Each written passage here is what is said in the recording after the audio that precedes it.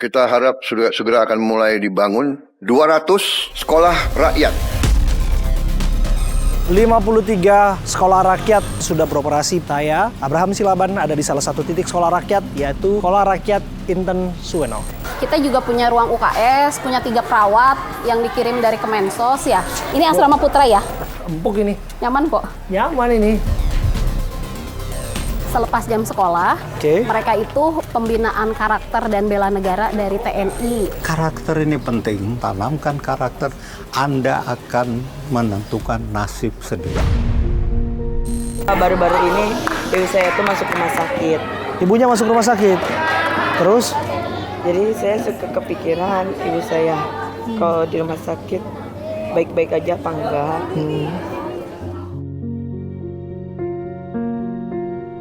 Tidak sedikit guru yang mengundurkan diri, Pak. Ada hampir 140 orang. Ada problema apa di sana?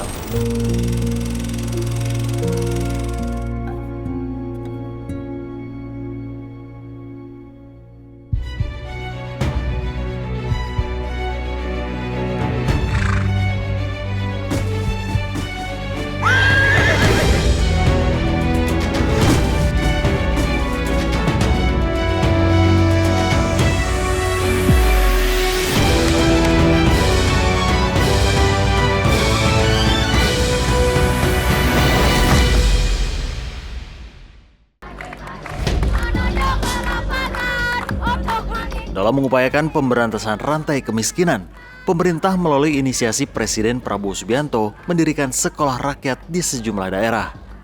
Salah satunya berada di Sekolah Rakyat Menengah Pertama 10 di Sentra Terpadu Inten Suweno Cibinong, Kabupaten Bogor, Jawa Barat. Sekolah rakyat ini kini telah menampung 100 anak dari keluarga miskin maupun miskin ekstrim. Wakil Menteri Koordinator Bidang Politik dan Keamanan, Letnan Jenderal Purnawirawan Lodwig Frederick, mengapresiasi sekolah rakyat ini yang telah memiliki fasilitas lengkap untuk menunjang kegiatan belajar mengajar para peserta didik. Di sisi lain, Lodwig mengungkapkan bahwa sistem asrama atau boarding school dapat membentuk karakter dan kedisiplinan melalui kebersamaan. Lodwig pun menambahkan, pendampingan psikologis diperlukan agar menguatkan mental para siswa agar dapat beradaptasi, jauh dari orang tua, dan membuat rasa kehangatan hubungan antara guru dan sesama teman. Kalau fasilitas, kalau saya berbicara sekolah dasar, tentunya sebenarnya ini sudah di atas standar. Ya, ada ruang kelas, ya, ada musola atau masjid, ada kantor, ada laboratorium, ada ruang OSIS, ada ruang kesehatan, ya, termasuk ruang konseling. Ini sudah luar biasa. Jadi standar. Saya juga tanya, ini coba cari di mana lapangan futsal seperti ini. Sekolah rakyat ini kan salah satu upaya Presiden Prabowo memutus mata rantai kemiskinan. Ya, mereka masuk ke sini, ya Qatarnya tidak membayar. Kemudian mereka diberi seragam, diberi makan, diberi tempat tidur yang layak, ya dan lain sebagainya. Artinya selayaknya boarding school mereka sudah menikmati, ya tinggal ada tadi konseling bagaimana mereka homesick, kangen mama, kangen papa, itu juga harus terus dinekati. Tetapi dengan hubungan yang akrab itu bisa hilang karena mereka akan berpikir bahwa orang tua mereka adalah ibu guru, bapak guru sini, saudara-saudara mereka adalah teman-teman karena teman yang peduli. Di sisi lain, belum sebulan program sekolah rakyat diterpa masalah. Dilaporkan sebanyak lebih dari 100 guru dan murid mundur. Lantas, apa yang menjadi penyebab mereka mundur dan ada apa sesungguhnya? Berikut selengkapnya dalam program Abraham.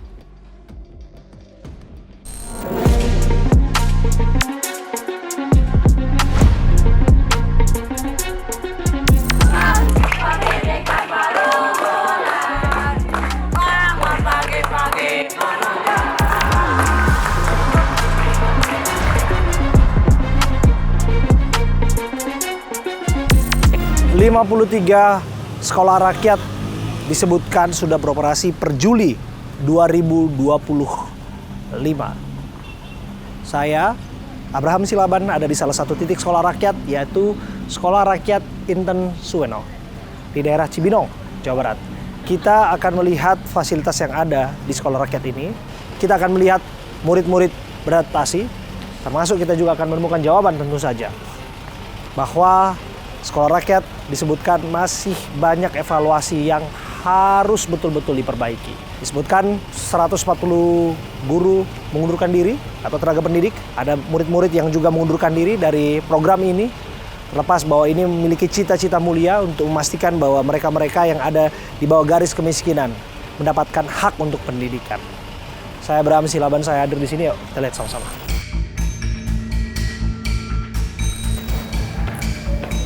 Kita langsung menuju ke kantor dengan Bu Fitri ya Bu ya? Iya betul. Terima kasih Bu Fitri, Bu Kepala Sekolah. Betul. Kita sudah bertemu dengan Kepala Sekolah Rakyat Menengah Pertama 10 Bogor. Bogor. Oke. Terima kasih ya Bu sudah menerima kami ya. Sama-sama Bapak. Bu Fitri, izinkan kami untuk melihat bagaimana sekolah di sini. Kelihatannya sekolahnya sudah settle banget nih Bu, sudah bagus Bu. Iya betul. Jadi kami di sini sekolah rintisan Bapak. Kami ya, jadi ini bukan lokasi permanennya kami sih. Kami sementara di sini sampai gedung sekolah rakyat milik kami selesai dibangun. Oke, jadi ini sekolah rintisan ya? Iya betul. Kami berlokasi di Sentra Terpadu Inten Suweno Bogor. Kita boleh lihat fasilitas Bu? Silakan. Sekalipun bahwa ini rintisan, tapi paling tidak fasilitasnya sudah memadai ya Bu ya? Iya betul. Sudah ada apa aja Bu di sini?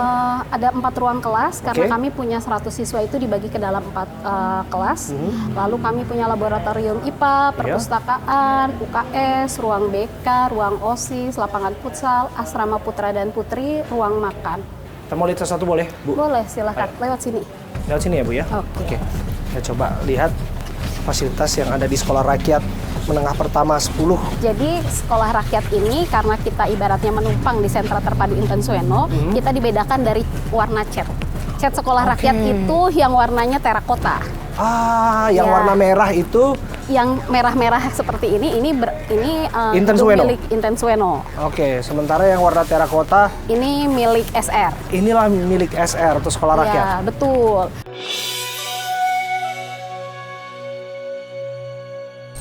Jadi ini yang ruangan pertama ini laboratorium IPA. Luar biasa. Oh ini ya? Ya, ini Ada labnya ya? laboratorium IPA. Iya, tapi memang kami masih berproses ya Pak ya. Oke, ini masih kosong ya Bu ya? Iya, karena Boleh- kita masih matrikulasi Pak. Jadi matrikulasi. belum apa namanya, belum pelajar, belum boleh lihat belajar. masuk ya Bu ya? Silakan. Oh seperti ini. Iya, ini laboratorium IPA kami. Ini mesin tapping untuk presensi anak. Jadi ketika anak akan melakukan aktivitas, ID card-nya di-tap ke sini. Wajib. Wajib untuk kita tahu. Inilah daftar hadirnya. Betul.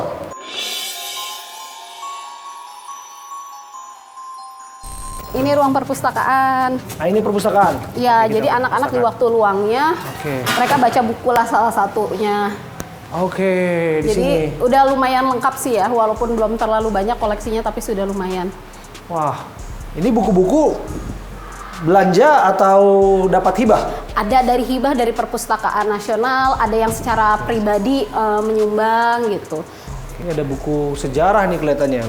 Iya, ini kita dikasih dari Perpustakaan Nasional. Oh, dari Ini sama Perpusnas. ininya, makanya ini ada tulisannya. Wow, ini dari sumbangan Perpustakaan Nasional Republik Indonesia. Oke. Kemarin kita dapat sekitar 300 eksemplar lebih ya, Buku ya? buku dari Ada buku bahasa Perpusnas. Inggris kayak gini. Iya, Kurikulum Merdeka ya? kurikulum Merdeka. Ya, padahal kurikulumnya bukan kurikulum Merdeka kan? Masih kurikulum Merdeka, Pak? Untuk sekolah rakyat. Iya, sekolah rakyat itu terintegrasi sih, kami menggunakan kurikulum nasional, kurikulum Merdeka kan. Lalu kami juga menerapkan kurikulum pesantren karena di sini muridnya 100% muslim. Jadi kami menerapkan juga kurikulum pesantren untuk Oke. keagamaannya. Lalu kami juga punya kurikulum kami itu terintegrasi juga untuk meningkatkan life skill-nya mereka. Jadi selain itu karakternya juga, makanya kami sekarang ini siswa-siswanya didampingi juga oleh anggota TNI supaya karakternya itu terbentuk bagus. Komputer ya? Iya. Ini komputer Jadi, untuk apa? Untuk mereka browsing gitu Pak. Jadi nanti mereka ini kan masing-masing punya laptop satu-satu ya. Nah, tapi laptop itu juga hanya bisa digunakan di saat belajar, nggak dibawa ke Oke. asrama. Nah, salah satunya mereka kalau misalkan nyari referensi nggak ada di buku-buku yang cetak ini mereka bisa browsing juga Oke, di perpus. di perpustakaan. Oke, ada jamnya nggak untuk penggunaan perpustakaan jam berapa? Di luar jam pembelajaran aja atau ketika kalau jam pembelajaran didampingi gurunya. Oke, jadi punya laptop satu-satu Punya laptop satu-satu. dan hanya bisa digunakan saat jam pelajaran. Iya, tidak dibawa ke asrama. Karena Tidak kan- dibawa ke asrama.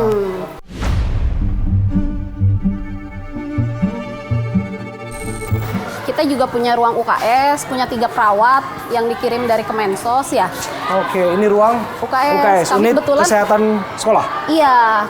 Cuman Boleh kita masuk? Boleh, cuman perawatnya tadi kan kita mau rapat nih. Oh, nggak apa-apa. Jadi perawatnya lagi di ruang rapat. Oke, nah, ini fasilitasnya. Iya. Kami juga di sini ada juga klinik yang milik sentra, ada dokternya gitu. Cuman untuk yang bisa ditangani perawat, makanya di sini. Oke, tadi kan kita sudah lihat ya gambarnya bagaimana anak tadi salah satu yang tadi Iya, terjatuh ya. jatuh. Dan itu langsung ditangani secara cepat ya. Betul, Oke, dan obat-obatannya juga sudah relatif lengkap. lumayan lengkap.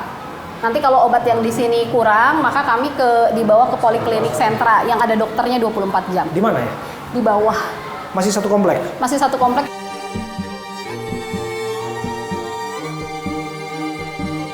Ini ruangan apa, Bu? Ini ruang BK, bimbingan konseling. Oh, bimbingan Jadi kalau konseling. ada anak yang mau curhat-curhat, mereka di sini nih. Oh, yang tadi ya. Iya. Inilah ruangannya. Ruang bimbingan konseling. Jadi anak kan mungkin apa ya, mau curhat sama guru BK-nya atau mereka mengalami kendala. Nanti kalau guru BK nggak bisa nanganin, kita juga dibantu psikolog sama sentra. Di sentra ada 2 psikolog klinis. Nah, kita bisa bawa anak kita ke mereka juga untuk di asesmen. Oke. Jadi anak-anak yang nakal akan masuk ruangan ini.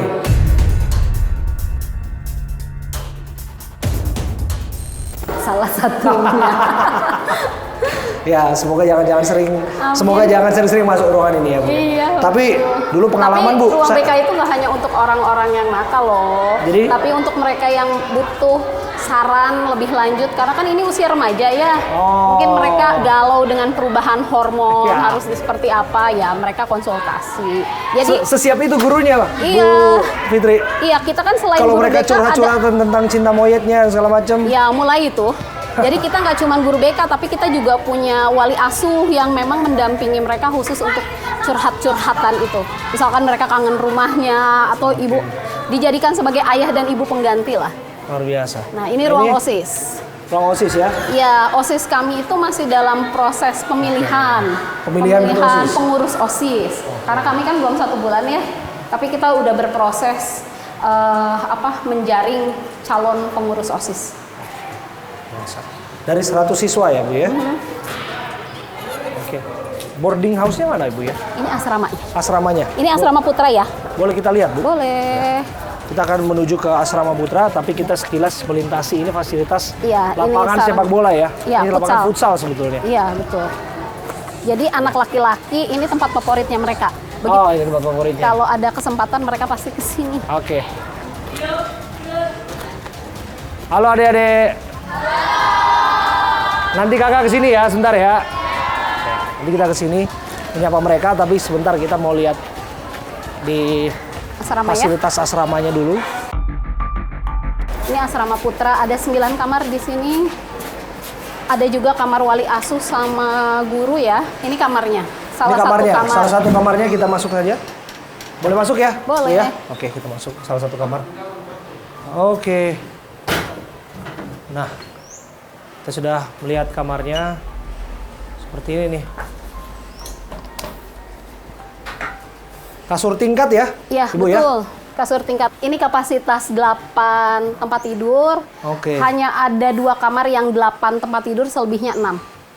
Oke. Jadi satu kamar ini 1, 2, 3, 4, 5, 6, 7, 8. 8 siswa. 8 siswa. Tapi ini cuma 2 kamar Pak, yang 8 selebihnya 6. Oh, selebihnya 6. Iya.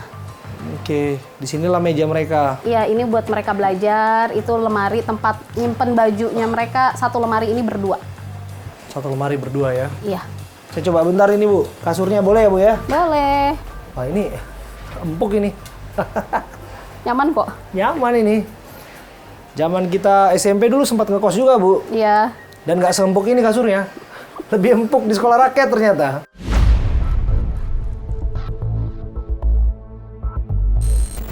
Mereka lengkap kok, semuanya difasilitasi negara, termasuk deodoran itu. Oh, ada deodoran juga. Karena kan ini mereka nih. mulai mulai puber ya. Deodoran juga difasilitasi oleh negara ini untuk remaja-remaja yang sudah mulai masuk masa puber.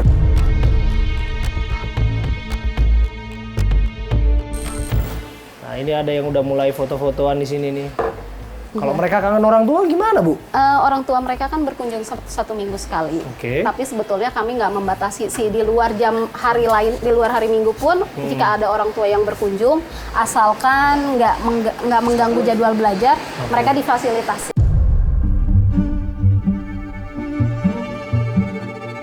Mereka nyuci sendiri ya, Kak. Oh, nyuci sendiri? Iya, Oh, ini cucian-cucian mereka nih. iya ini jemurannya Oke. mereka. Ini kamar Nyucinya juga. pakai apa? Manual sih, masih manual. Kami nanti akan dikirim mesin cuci. Tapi Nah, ini kamar, ini ini yang 6 kamar. 6 kamar ya? 6 kamar, 6 orang maksudnya. Ya 6 orang ya, 6 ranjang susun ya? Bu, Iya. ya? Ini ranjang susun seperti ini. Oke. Tapi setidaknya beginilah ya, Bu ya. Ini laundry room-nya nih. Oh, ini Mereka ruang nyuci. cucinya. Ya, mereka nyuci di sini. Oke, di sinilah mereka cuci pakaian nih. Ruang cuci untuk sekolah rakyat sini nih. Oke, luar biasa nih. Ini kamar mandinya seperti ini. Coba kita nyalain airnya. Nah, seperti ini tampilannya. Coba di sini ya, Bu ya. Iya, Toilet juga ya. boleh. Oke. Dan mereka juga harus diajarkan menjaga kebersihan ya, Bu, tentu ya, Bu ya. Betul, Nah, mereka mereka ada gimana nanti cara jaga kebersihan, Bu? Ada jadwal piket sih, Pak. Ada jadwal piket? Iya, setiap hari itu ada yang bertugas merapihkan kamar, lalu membersihkan kamar mandi, selasar sekitar sini juga. Oke. Ini? Ini kamar mandi juga. Oh, oke, kamar mandi juga ya. Coba masuk begini nih. Ini nih tampilan kamar mandinya. Oh, kamar mandi udah pakai shower begini nih. Kita masuk kita.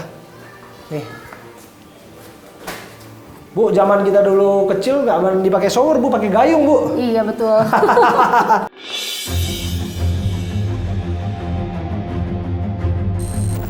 Mereka juga sebetulnya ya kan karena mereka berasal dari keluarga miskin ya. Iya. Mereka juga banyak yang baru pertama kali pakai shower. Oh ya?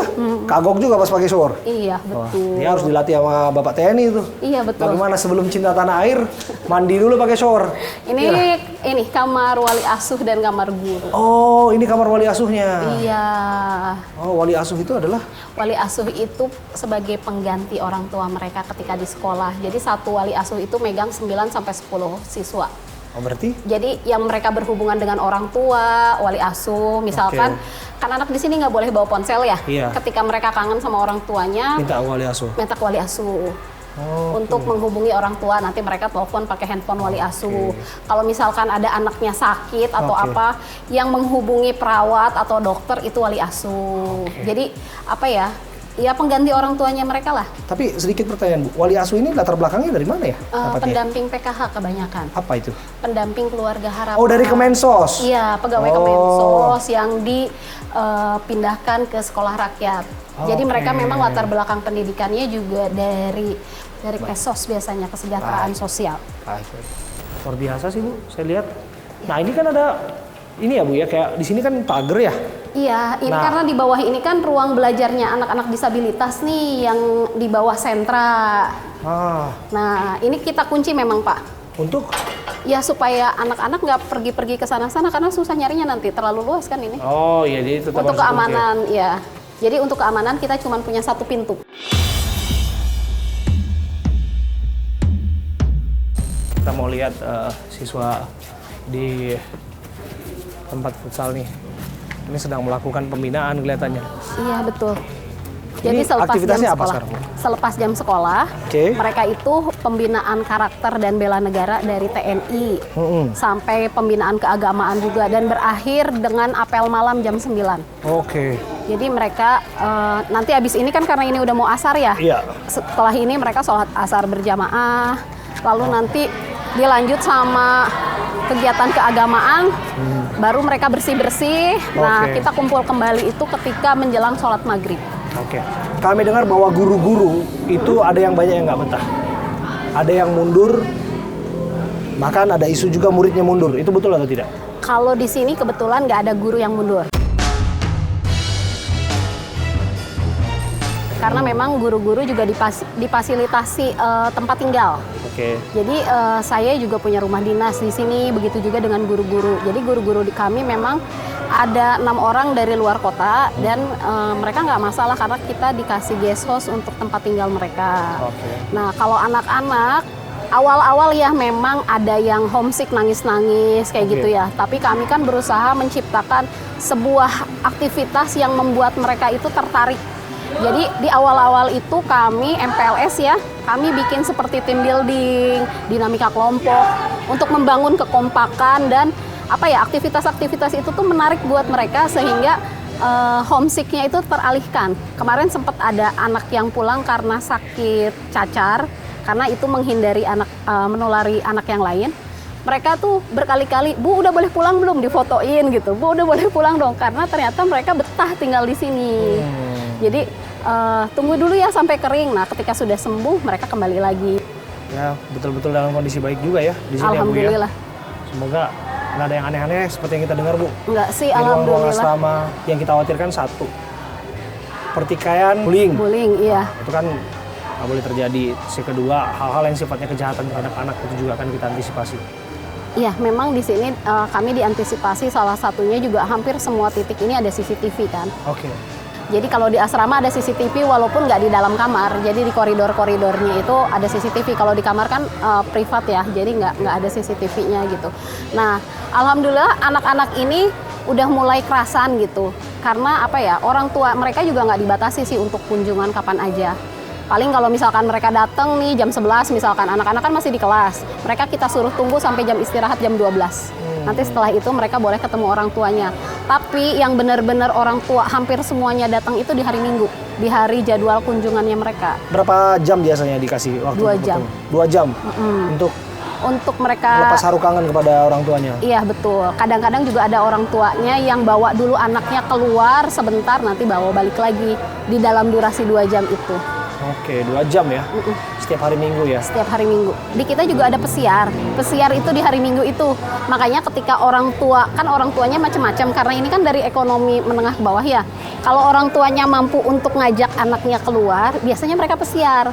Tapi kebanyakannya sih mereka cuma melepas kangen di sekitar sini aja. Dan sebulan sekali juga mereka ada agenda pulang ke rumah. Sebulan sekali ya? Berapa Sebulan hari? sekali, 1 hari. 1 hari ya? Jadi hari Sabtu pagi dijemput, hari Minggu siang mereka harus sudah kembali. Dari mana aja Bu? Nana yang berapa kali? Ini 85 orang warga Kota Bogor, Oke. 15-nya warga Kabupaten Bogor sekitar sini saja, sekitar Cibinong. Bu Fitri terima kasih ya sudah Sama-sama. menemani kami. Izin kami nanti akan mendekat ke anak-anak berbincang Siap. sebentar dan juga dengan Bapak Pembina untuk melihat bagaimana pembinaan terhadap mereka. Siap. Terima kasih Bu Fitri, kami doakan yang terbaik, sukses untuk Ibu sebagai kepala sekolah. Terima kasih. Harapan kami semoga anak-anak ini tumbuh kembangnya betul-betul dijamin dan mengeluarkan bakat dan kemampuan terbaik untuk bangsa negara. Kenapa nangis kalau kangen orang tua? Karena kan baru-baru ini ibu saya itu masuk rumah sakit. Gimana Pak membina anak-anak yang baru dalam konsep sekolah rakyat ini? Ada tantangan apa Pak? Ini unik, Mas Abraham.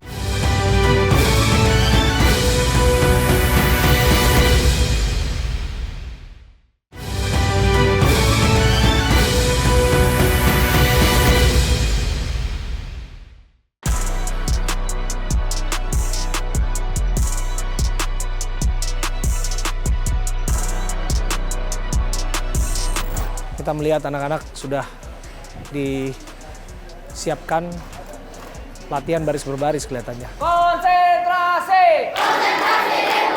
Selamat siang. Siang, siang, siang. Luar biasa tetap semangat. Yes.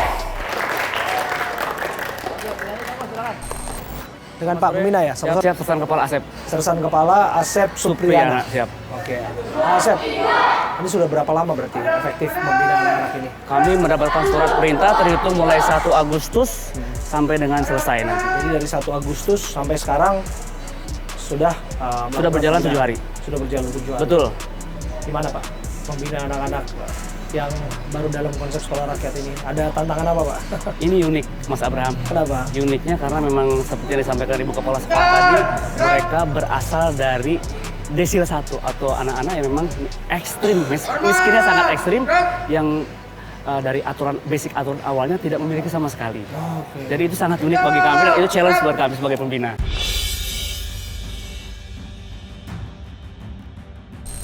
Pastikan bahwa mereka semua disiplin dan tertib dulu. Insya Allah mudah-mudahan. Tahu-tahu udah bisa baris berbaris. Insya Allah mudah-mudahan sudah mulai tertib. Dari mulai bangun pagi, dia sholat berjamaah, kemudian olahraga pagi, bersih-bersih, dilanjutkan dengan makan pun tertib. Makan pun tertib? Makan pun tertib. Semuanya bersama-sama, semua bersama-sama untuk membentuk chemistry mereka, untuk membentuk kekompakan mereka. Berapa orang, Pak? 100 ya? Anaknya 100, 57 putra, 43 putri. 43 putri. Betul, menimbulkan semangatnya mereka harus juga bentuk seperti ini. Ya. Sedang lihat anak-anak.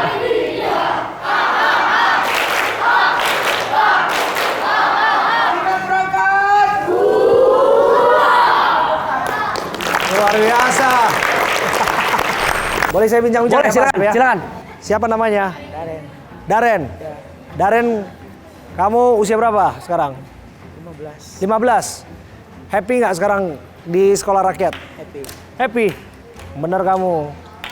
Apa yang bikin happy? Apa yang bikin bahagia di sekolah rakyat? Senang banyak teman. Banyak teman ya? Teman baru. Oke. Teman baru ya? Oke. Kamu aslinya dari mana rumah? Bogor Tengah. Bogor Tengah. Kabupaten? Kelurahan Sempur. Kelurahan Sempur. Kelurahan Sempur. Oke. Orang tua gimana? Sehat? Sehat. Kangen nggak sama orang tua? Kangen sih. Pernah malam-malam suka rindu sama ayah atau ibu? Senang sekali. Pernah? Nangis? Terima kasih. Semangat terus ya. Berarti kalau kamu di sini sebagai apanya nih? Komandannya? Iya. Apa namanya? Komandan barisan? Oh, luar biasa nih komandan barisannya. Terima kasih ya Daren ya. Oke. Siapa yang saking kangennya nangis ingat sama ibu atau ayah? Saya lihat dulu. Sebentar nih, ada yang nangis nih katanya nih. Nah, siapa namanya? Namaku Shalom. Shalom. Ya. Shalom, kamu kangen sama ayah ibu? Iya kangen Pak. Kenapa? Kangen biasanya di rumah ketawa. Pas di sini nggak ada orang tua jadi rindu. Rindu ya. Rindu banget. Iya banget. Tapi tetap semangat ada di sini. Semangat. Oke. Suka nangis juga kalau ingat. Iya suka nangis kadang-kadang malam suka keinget mama. Apa sih yang bikin kangen sama mama? Hah? Apa yang bikin kangen? Kangen masakannya, kangen cerewetnya. Kangen Pak. Kangen ya. Ini kamu lagi mau nangis lagi nih sekarang? Enggak. Bener nih matanya udah mau nangis nih. Enggak. Tetap Pak. semangat ya. Iya Pak. Ya, panggil apa Pak Asep? Mina. Panggil Bapak Pembina. Iya. Oke, baik Pak Asep. Baik. Baik semua pembina sama staf-staf gurunya di sini. Baik. Teman-teman kamu baik. Baik. Oke.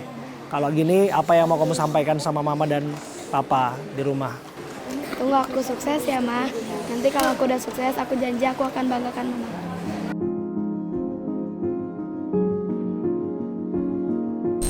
Saya merinding. Wow, Kenapa? saya merinding deh. Oh iya. Semangat Iya Kak. ya. Kamu cita-cita jadi apa? Aku arsitektur. Arsitektur. Ya. Jadi arsitek yang hebat ya. Kamu Amin. rencana mau kuliah di mana? Aku ikut kakakku yang nomor 3 Di mana? Australia. Di Australia. Iya. Hebat kali. Dapat beasiswa gratis. Luar biasa. Kamu berprestasi dari SD. Aku berprestasi dalam bidang voli. Voli. Iya. Jago voli kamu. Jago. Oke, makasih ya Salom ya. Ya, makasih juga. Oke. Siapa yang suka nangis malam-malam kalau sama orang tuanya? Kamu udah tadi. Siapa? Kamu nangis sini. Kenapa nangis kalau kangen orang tua? Karena kan baru-baru ini ibu saya itu masuk rumah sakit. Ibunya masuk rumah sakit. Terus? Jadi saya suka kepikiran ibu saya kalau di rumah sakit baik-baik aja apa enggak. Sakit apa nak? Belum tahu sih, waktu itu sempat teleponan waktu ayah kesini. Oke. Tapi yang kuat ya. Ya? Iya. Ya, saya yakin ibu pasti sehat dan akan ketemu kamu. Terakhir ketemu sama ibu kapan? Belum sempat ketemu. Belum sempat ketemu. Seminggu? Udah 3 minggu ini belum ketemu ibu.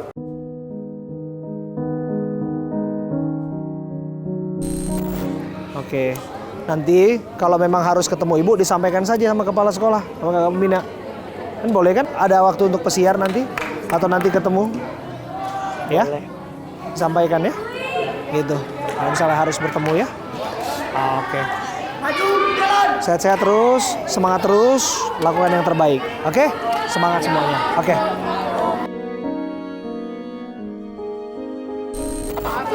Makasih ya adik-adik semua ya. Lanjut. Terima kasih.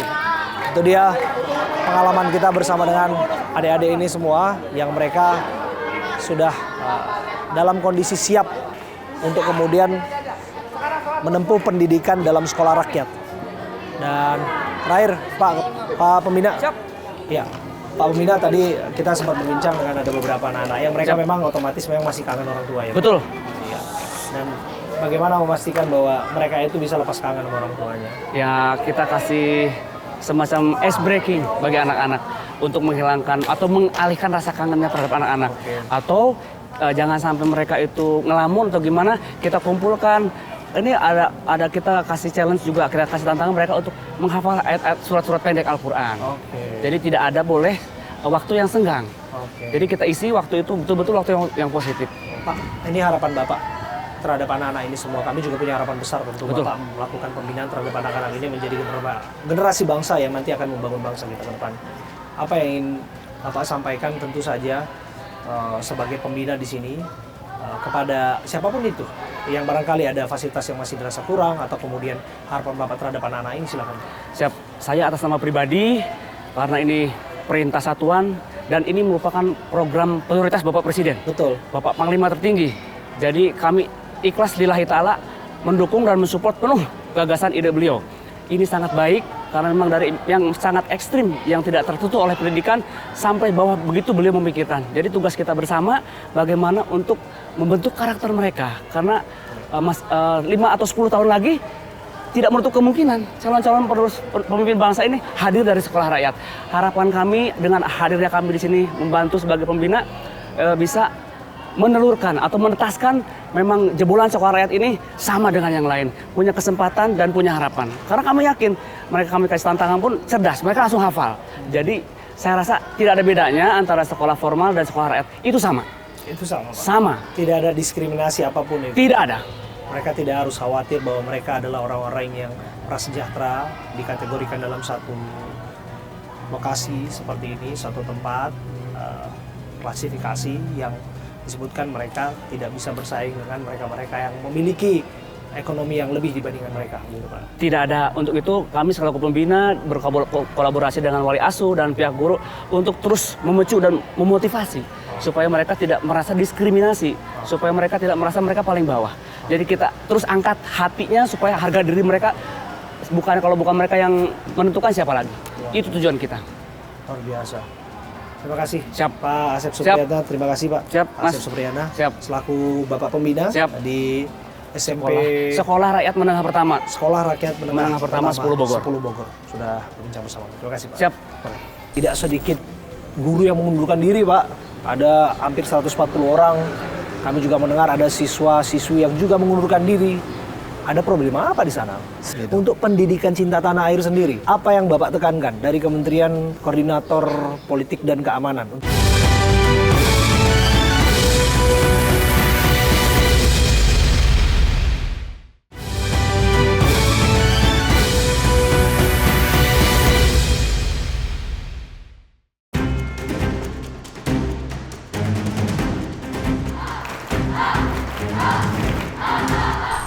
Luar biasa Pak Wamenko, anak-anak di sini semangat sekali ya Pak Wamenko ya.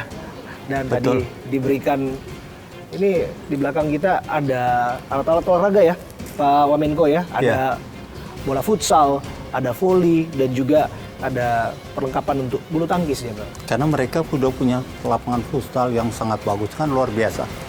Anytime mereka bisa main di sini. Ya. Kelihatannya memang itu satu hal penting ya, Jenderal Pak Wamenko, bagaimana kemudian anak-anak yang ada dalam konsep boarding school ini, olahraga juga menjadi satu hal yang barangkali memang penting untuk mereka miliki fasilitasnya dan untuk menumbuh kembangkan bakat dan minatnya.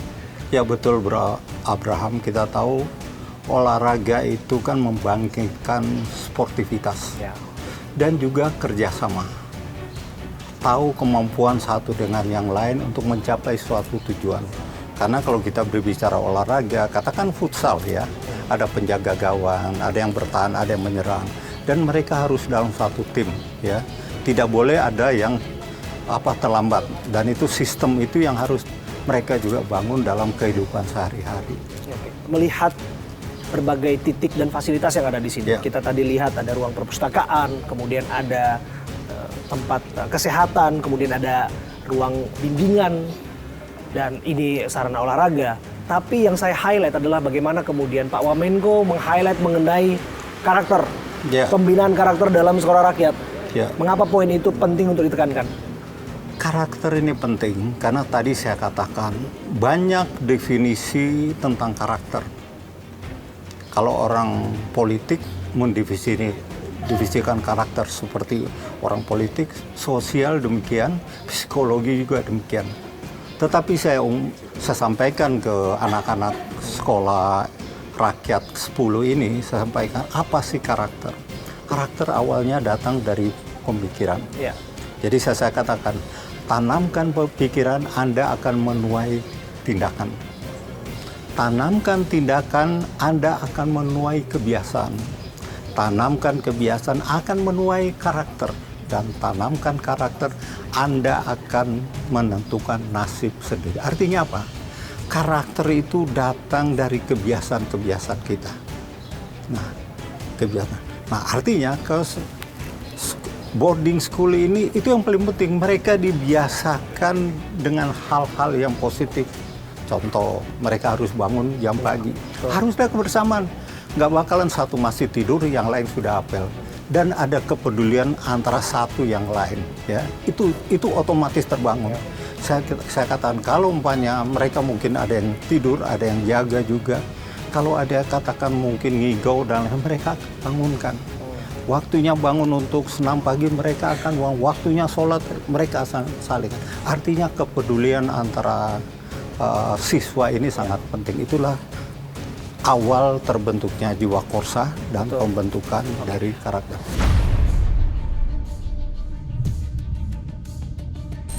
Mengapa ini begitu penting Pak Wamenko? Karena barangkali dari Kementerian Koordinator Politik dan Keamanan juga sudah mencermati atau barangkali punya data dan risetnya. Apa sih masalah terbesar di generasi muda apabila tidak ditumbuh kembangkan cinta tanah air sejak dini di tempat yang dinamakan sekolah rakyat sesuai dengan visi dan cita-cita dari Pak Prabowo selaku orang nomor 1 Republik ini? Sebenarnya kita nggak usah riset ya, kita lihat aja output dari SMA Nusantara, SMA TN, terutama yang ada sekarang, Magelang, kemudian baru dibentuk di Cimahi, dan ada juga di Malang.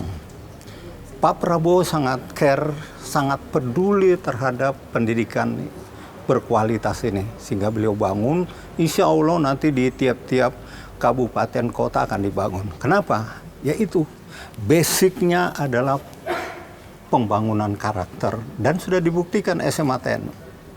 SMA TN dalam waktu 22 tahun, coba lihat, sudah ada yang menjadi Menko. Betul.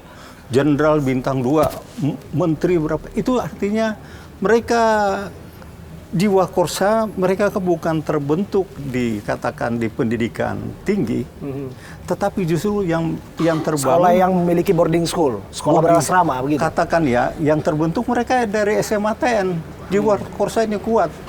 Dan kelebihan dari SMA TN ini ada keluarga orang tua pun terlibat dalamnya. Nah itulah suatu contoh di mana pentingnya ini. Jadi pelibatan pamong, ikatan dengan mantan-mantan siswanya bagus, mereka dengan orang tua bagus, mereka dengan yang dididik juga bagus itu, dan mereka punya jiwa Korsa yang bagus, sudah terbukti. Jadi kita nggak usah lihat riset, tapi tadi saya sampaikan Ibu Kepala Sekolah sekali-sekali bisa melihat SMA TN di Magelang, karena itu yang sudah berjalan. Oke, cita-citanya kan terlalu besar sebenarnya ya Pak Wamenko. Ya kita berharap seperti Taruna Nusantara lah begitu. Tapi prakteknya kan sekolah rakyat ini pun sebetulnya masih ada beberapa catatan-catatan dan evaluasi seiring berjalannya begitu ya Pak ya. Kami mendengar bahwa tidak sedikit guru yang mengundurkan diri, Pak. Ada hampir 140 orang. Kami juga mendengar ada siswa-siswi yang juga mengundurkan diri.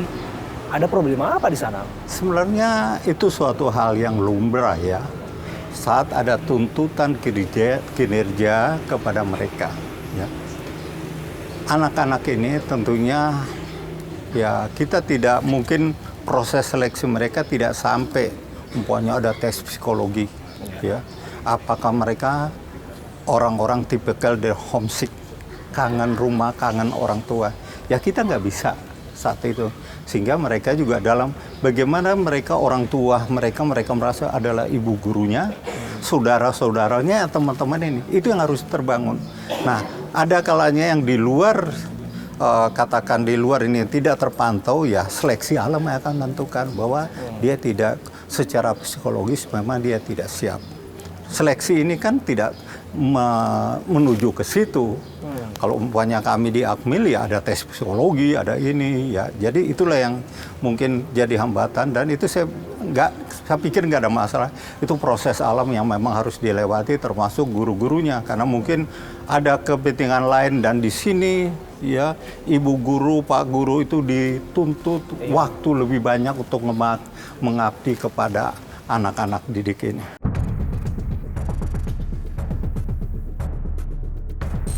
Iya, kami dengar ada masalah soal jarak dengan kediaman mereka, domisili mereka, dan mereka harus bekerja di tempat-tempat yang terluar dan sebagainya. Itu salah satu problema, termasuk juga status dan juga kesejahteraan. Itu persoalan yang nampaknya harus segera diselesaikan. Nah itu bagian yang harus dievaluasi. Sebenarnya boarding school ini apa bedanya sih dengan pesantren? Sama, hanya pendekatan yang berbeda gitu loh. Pesantren juga melakukan sama, mereka juga kangen sama orang tua. Kalau dikatakan, saya tanya kepada ibu guru, apakah mereka nonton TV? Ya tidak. Apakah di pesantren nonton TV? Ya tidak juga. Dibatasi ya penggunaan dibatasi gadget ya? Itu, karena memang ada sesuatu yang harus dibentuk. Ya, karena adakahnya mereka dikasih komputer, tapi komputer itu bisa macam-macam dampaknya ya. Nah itu juga bagian dari proses bagaimana membatasi. Tetapi mereka juga tidak boleh ketinggalan informasi-informasi di luar. Untuk pendidikan cinta tanah air sendiri, apa yang Bapak tekankan dari Kementerian Koordinator Politik dan Keamanan untuk memastikan bahwa mereka di sini semua cinta tanah air, Pak? Ini mengingat kita juga di bulan kemerdekaan, Pak Wamenko. Ya tentunya dalam suasana sekarang kita bangun nasionalisme. Ya, nasionalisme harus terbangun dalam segala sikap dan tindak tanduk kita. Itu nasionalisme. Penghormatan kepada bendera merah putih, tentu. Penghargaan kepada kawan-kawan itu bagian dari itu. Termasuk ya mungkin salah satu nasional. Apakah kita menggunakan produk-produk dalam negeri itu juga suatu bentuk nasionalisme kekinian. Artinya nasionalisme kekinian itu tidak bisa lagi kita rasakan nasionalisme saat perjuangan kemerdekaan kita sudah berubah. Anak-anak muda di luaran sudah akrab dengan gadget yang itu pengaruhnya sangat luar biasa. Tapi harus tertanam nasionalisme di situ. Tapi tentu Bapak juga mendengar narasi yang beredar luas. Termasuk barangkali Bapak juga mendengar informasi mengenai ada bendera One Piece itu Pak, yang sedang ramai menjadi perbincangan Pak. Bahwa kita punya penghormatan kepada bendera merah putih jangan disamakan atau malah di bawah dari bendera One Piece.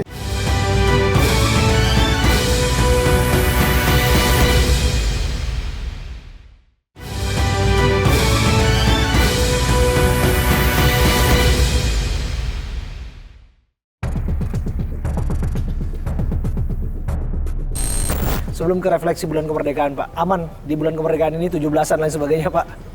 Insya Allah hari Selasa saya akan memimpin rapat, mengecek kesiapan. Tetapi indikator yang ada sampai sekarang insya Allah aman. Ya. Tidak ada potensi ancaman berarti tidak, ya Pak? Tidak, kita akan cek hari Selasa nanti. Tetapi sementara yang kami monitor tidak ada. Insya Allah aman. Karena ya ini nanti tanggal 17 kan itu pesta rakyat. Betul. Lebih banyak masyarakat yang akan hadir dari pejabat. Iya. Kan Presiden sampaikan itu dari panitia. Nah, mereka sampai hari ini masih rapat. Bagaimana termasuk karnaval diharapkan selesai tanggal 17. Tanggal 18 istirahat. Jadi itu puncaknya ya mulai tanggal 15 sampai tanggal 17 itulah kegiatan-kegiatan kita dalam rangka memperingati hari ulang tahun proklamasi kemerdekaan ke-80 nanti. Tapi tentu Bapak juga mendengar narasi yang beredar luas. Termasuk barangkali Bapak juga mendengar informasi mengenai ada bendera One Piece itu Pak, yang sedang ramai menjadi perbincangan Pak.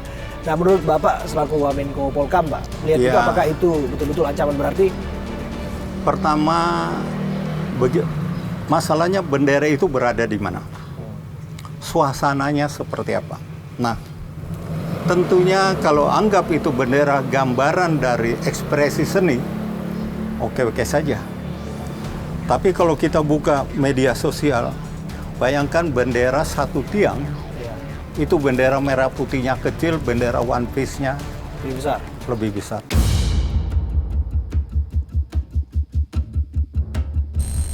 Pertanyaan saya, nasionalismenya di mana? Ya kan? Tapi silakan, ada yang masang di mobil, apa itu kan masalah ya. Karena memang cuman ya tolong jangan diganggu ya. Saat kita mewajibkan pasang bendera merah putih baik di rumah maupun nanti lihat kendaraan saya juga memasang bendera. Jangan itu seakan-akan diganti dengan bendera One Piece. Kita hargai ekspresi seseorang ya, mungkin itu jiwa seni mereka, tapi tolong hargai bahwa kita punya penghormatan kepada bendera merah putih, jangan disamakan atau malah membuat bendera merah putih itu, sangsaka merah putih itu di bawah dari bendera One Piece. Presiden jangan sampai mengkerdilkan. Mengkerdilkan tuh janganlah ya.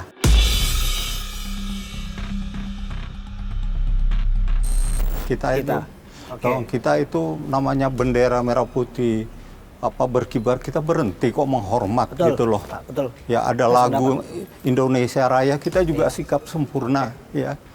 Ya, kalau kita menghormati bendera merah putih seperti itu sebagai lambang nasionalisme kita, ya jangan ada diganggu dengan keberadaan bendera One Piece ini.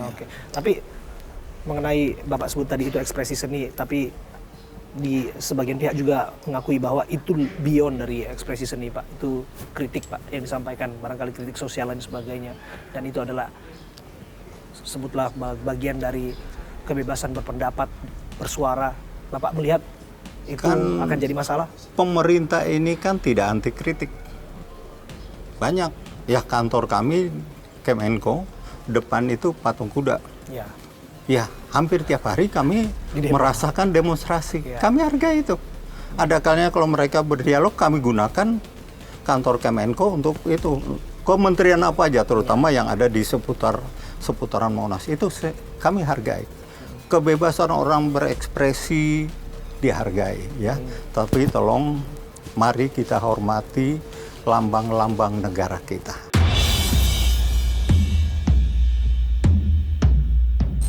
Momentumnya apakah mungkin salah One Piece itu hadir? Karena saat momentum kita akan memperingati hari kemerdekaan kita. Hargailah bagaimana pejuang-pejuang pahlawan-pahlawan nasional kita itu menegakkan bendera merah putih. Jangan diganggu dengan keberadaan bendera One Piece ini. Ini terakhir Pak, stabilitas politik di bulan kemerdekaan Pak. Seperti apa Pak?